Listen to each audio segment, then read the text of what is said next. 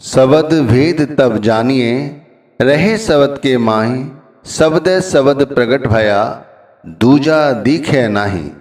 देखो, हर जगह शब्द की ही महिमा गाई जा रही है और हर पहुंचा हुआ संत महात्मा हमें शब्द के साथ जोड़ने के लिए कहता है, हमें शब्द का भेद बताता है। कहते एक बार शब्द के साथ जुड़ जाओ, फिर तुम्हें दूसरा कोई नजर नहीं आएगा, केवल शब्द नजर आएगा। शब्द को परमात्मा का दर्जा दिया गया है और कहते हैं वो शब्द ही है जो परमात्मा है। जब उस शब्द के साथ जुड़ जाते हैं तो कबीर साहब कहते हैं दूजा दिखे नहीं, फिर दूसरा कोई नहीं दिखाई देता। आज अधिकतर लोग दुखी हैं, परेशान हैं। इस दुख और परेशानियों का उनके पास कोई हल नहीं है। जो जैसा उन्हें बता देता है वो वैसा ही करने लग जाते हैं। कोई कहता है उस तांत्रिक के पास चले जाओ तो आराम मिल जाएगा। लोग तांत्रिक के पास चले जाते हैं, वहां अपना दुखड़ा रोते हैं। तांत्रिक जानता है कि इन लोगों के साथ क्या व्यवहार करना है, इसीलिए वो अंट संट तंत्र बताता है और धन कमाता है। लोग उसमें लगे रहते हैं लेकिन फायदा कुछ नहीं होता। फिर कभी देखते हैं कि बहुत सारे लोग ज्योतिषाचार्य के पास जा रहे हैं। वहां जाकर वो उनके हाथों को देखता है, उनके माथे की लकीरों को पढ़ता है और फिर उन्हें तरह तरह के रत्न अंगूठियों में डालकर पहनने के लिए कहता ये करो तो फायदा होगा। लोग ऐसा ही करते हैं लेकिन फायदा तब भी कुछ नहीं होता। फिर देखा देखी कहीं ऐसी जगह पहुंच जाते हैं जहां पर बहुत सारे संकल्प के विषय में समझाया जाता है। तो लोग कहते हैं ये संकल्प कर लो, कोई भंडारा कराओ, वहां पर धन खर्च करो, इससे आपको फायदा होगा। लोग ऐसा करते हैं लेकिन तब भी कुछ फायदा नहीं होता। फिर देखते हैं लोग रोज या हर महीने कहीं ना कहीं तीर्थ स्थान पर जाते हैं, फिर उनके पीछे लग जाते हैं। वहां जाकर इसी तरह भक्ति आराधना करते हैं लेकिन वहां भी जाकर कुछ फायदा नहीं होता। कुछ लोग पेड़ पौधों की पूजा करते हैं तो उन्हें देखकर लोग पेड़ पौधों की पूजा करनी शुरू कर देते हैं। अब देख लो कुछ रह गया। कहां से शुरुआत की? एक तांत्रिक से शुरुआत की और कहां तक कर रहे हैं? जहां तक लोग जैसा बता रहे हैं वैसा कर रहे हैं। अब कहा यह जाता है इस कलयुग में शब्द ही सब कुछ है और वो 5 शब्द जो परमात्मा के हैं, जो परमात्मा ही हैं, उन तक कैसे पहुंचा जाए? तो उन तक पहुंचने का ये देखा देखी का रास्ता या मनमर्जी का रास्ता, ये अंतर तंत्र जो बताते हैं वे लोग या जो ज्योतिषाचार्य हैं वो कैसे जान सकते हैं? ये तो कोई शब्द जो गुरु है या जिसने अपने आप को शब्द के अंदर पिरो रखा है या जो शब्द में समाहित है वही तो हमें समझा सकता है। एक शब्द गुरुदेव का जाका अनंत विचार, पंडित ठाके मुंजना वेद न पावे पार। अब यहां तो यहां तक कहा है कबीर साहब ने कि वेद भी पार नहीं पा सकते। उस गुरु का जो सच्चा गुरु है, जो पूरा गुरु है, जो शब्द का भेद जानता है, उसका अनंत विचार कितना भी किया जाए वो कम है। अरे पंडित, तांत्रिक, ये हस्तरेखा विशेषज्ञ ये नहीं बता सकते इन बातों को। इसीलिए तो हम लोग दुखी रहते हैं। हम इसीलिए दुखी रहते हैं। काल फिरे सिर ऊपरे, जीव है नजर न आए। कह कबीर गुर शब्द गहे, जम सैव जीव बचाए। कहते हैं कबीर साहिब कि देख लो जम या यम, इसके हाथ भी हमारी ख्वारी नहीं होती जब हम पूरे गुरु के सानिध्य में आते हैं। और किस तरह से वो हमारी रक्षा करते हैं हम सभी जानते हैं कि आज हम सभी के सर पर काल है, हमें दिखाई नहीं देता। और देख लो अचानक ही आता है और अपना ग्रास बना लेता है और लाखों करोड़ों लोगों को रोज लिए जा रहा है, लेकिन दिखाई किसी को नहीं दे रहा है। अब उस काल से बचने का केवल एक साधन है, वक्त के पूरे गुरु का सानिध्य। और वो गुरु जिसे 5 शब्द का भेद का अनुभव हो। ध्यान रखो, जिसे 5 नामों का भेद पता हो। गुरु सोई जो शब्द सनेही, ऐसा गुरु हो जो शब्द को प्रेम करता हो। शब्द बिना दूसर नहीं से, वो केवल शब्द जपता है, शब्द का भेद देता है। चाहे शब्द को देख लो और चाहे उस गुरु को देख लो, तो बात एक ही है। अब ये 5 नाम वो वक़्त का पूरा संत सदगुरु ही दे सकता है। जैसे अभी हमारे हर श्वास में परमार्थ की जगह स्वार्थ है, संसार है, माया है, और जब वही गुरु हमें नाम का भेद दे देता है तब हमारी स्थिति बदल जाती है। जब हमारी स्थिति हर श्वास में शब्द ही समाहित रहता है, सांस सांस ना घड़ी बिसरे, पल मूरत दिन रात है।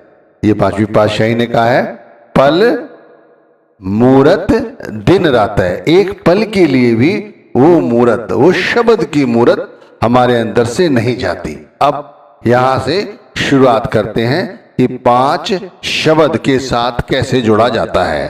देखो भाई, यदि ये सब कुछ करके थक गए हो, ये सारे कार्य करके थक गए हो, तो अब मैं जो कहता हूं वो ध्यान से सुनो। इसी वक़्त के पूरे संत सतगुरु की शरण लो। सतगुरु खोजो री प्यारी, जगत में दुर्लभ रतन यही। देखो, संसार में ये जो माया है ये दुर्लभ रत्न नहीं है, ये तो मिल जाती है। दुर्लभ रत्न है वो वक़्त का पूरा संत सतगुरु, जो परमात्मा का भेद जानता है, जो हमें परमात्मा के साथ मिला सकता है। ऐसे वक़्त के पूरे संत सतगुरु की खोज करो। सतगुरु खोजो री प्यारी, ऐ मेरी आत्मा उस पूरे गुरु की खोज कर जो हमें संसार की माया से मुक्ति दिलाए। वक़्त का पूरा संत सतगुरु हमें 5 शब्द का भेद बतलाता है। उन 5 शब्द के 5 मालिक हैं, 5 देव हैं। उन तक पहुंचने का वो हमें रास्ता और साधन और तरीका समझाता है।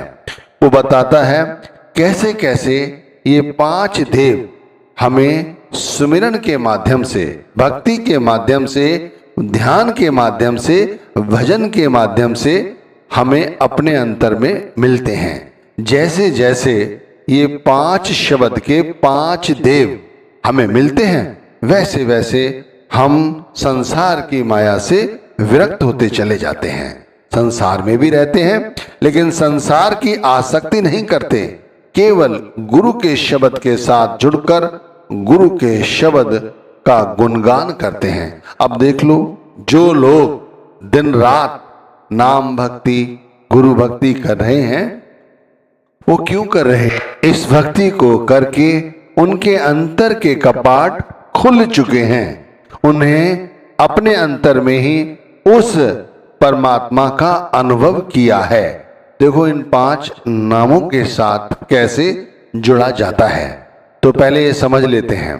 इन 5 नामों के साथ जुड़ने का सबसे सरल तरीका है, जैसा गुरु ने बताया है, कि पहले अपने आप को गुरु के स्वरूप के साथ जोड़ो। ध्यान करने के बहुत सारे माध्यम हैं। बताया जाता है कहीं नासिका के अग्रभाग पर ध्यान रखकर लोग भक्ति करते हैं, कई लोग सूर्य जब उगता है उसे देखकर भक्ति करते हैं। तरह तरह के साधन हैं। वहां पर ना जाकर जो जरूरी बात है मैं वो बताता हूं कि गुरु साहिब कहते हैं दोनों आंखों को बंद करके, शुरुआत यहीं से करें, दोनों आंखों को बंद करके एक स्थान पर बैठ जाएं और अपने आज्ञा चक्र पर अपने ध्यान को टिकाएं, फिर वो नाम जपें। लेकिन आज्ञा चक्र पर ध्यान नहीं टिकता, क्योंकि वहां पर उसे कोई चीज नहीं मिलती जिसके साथ हमारा ध्यान टिके। तो वहां पर संत सुजान सतगुरु ही हैं जिनके साथ हम अपने ख्याल को जोड़कर रख सकते हैं। तो गुरु के स्वरूप के साथ अपने ख्याल को जोड़कर नाम जपना चाहिए। जब हम इन 5 पवित्र नामों को जपते हैं तो धीरे धीरे हमारा फैला हुआ ख्याल अंतर की ओर वापस आता है। ख्याल अंतर से बाहर की ओर जाता है, इसीलिए फैला हुआ ख्याल बाहर से अंतर की ओर आता है। और अनुभव जब और अच्छा प्रतीत होता है जब वही ख्याल जब अंतर की ओर आता है, जब वो ऊपर की ओर उठना शुरू हो जाता है, यानी गुरु के स्वरूप के साथ वो एकत्रित हो जाता है। नाम जपते रहते हैं और गुरु का स्वरूप ध्यान में रहता है और दुनिया का ख्याल नहीं आता। जब धीरे धीरे नाम जपते हुए हमारी प्रैक्टिस हो जाती है, तब ये ध्यान पकने लगता है। फिर ये ध्यान अपने आप गुरु के स्वरूप से अलग होता चला जाता है और शब्द को पहचानने लगता है।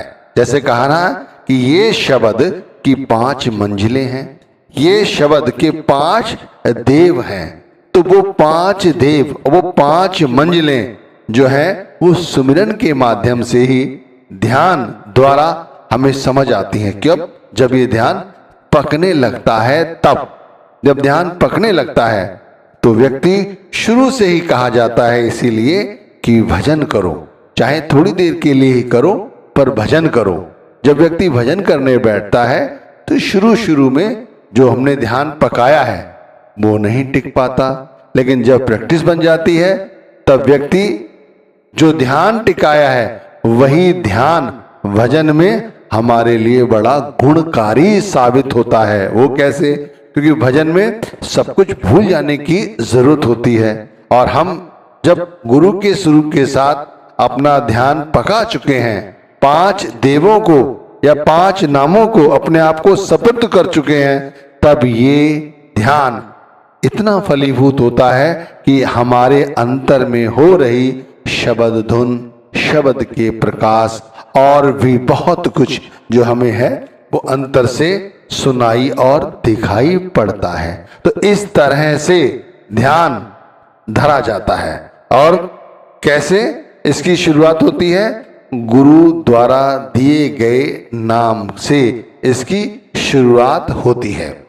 देखो, जब नाम जपते हैं एक जगह बैठकर, तब अनुभव किया होगा जो लोग सच्चे हृदय से पूरी आस्था और विश्वास के साथ गुरु के स्वरूप के साथ अपने आप को जोड़ लेते हैं, तब उन्होंने ऐसा अनुभव किया होगा जैसे कोई ज्योति आज्ञा चक्र पर जल रही है, जो ऊपर की ओर उसका प्रकाश जा रहा है। जैसे दीपक की लौ ऊपर जाती है, ठीक उसी तरह दीपक की लौ एक ऊपर की ओर उठ रही है। ध्यान रखिए, यही जो प्रैक्टिस है वो भजन में काम आती है। जब हम भजन में बैठे होते हैं तब हमें यह पता नहीं होता कि वो शब्द धुन या शब्द का प्रकाश किस ओर से आएगा। बहुत से लोग ये सोचते हैं कि वो सीधे कान से आएगा या उल्टे कान से आएगा या आज्ञा चक्र पर आएगा। वो कहीं से भी आ सकता है। व्यक्ति उस समय भ्रमित वही नहीं होता जिसने सही तरह से सुमिरन किया है, जिसने सही तरह से सुमिरन करते समय अपने गुरु के स्वरूप के साथ अपने ख्याल को जोड़कर रखा है। वो भ्रमित नहीं होता और वो शांत चित्त होकर भजन की प्रक्रिया में उस शब्द धुन को सुनता रहता है, शब्द के प्रकाश को देखता रहता है और बैठे बैठे ऊपरी मंजिलों की, जहां कहते हैं सचखंड, उसकी सैर करता है। तो ये 5 शब्द हैं जिनके साथ यदि हम जुड़ जाएं तो फिर इस 84 के बीड़े से हमेशा हमेशा के लिए मुक्ति प्राप्त कर सकते हैं। चलो वो छोड़ो, इस संसार में रहते हुए जहां हम इतने दुखी हैं, यहां सारे दुख दूर हो जाते हैं। केवल 5 शब्द हैं। उस तक कैसे पहुंचे? तो वक्त के पूरे संत सतगुरु की कृपा द्वारा ही वहां तक पहुंचा जाता है। अब हमारी औकात नहीं, हस्ती नहीं कि हम उस गुरु को ढूंढ सके। परमात्मा ही हम पर दया मेहर करे।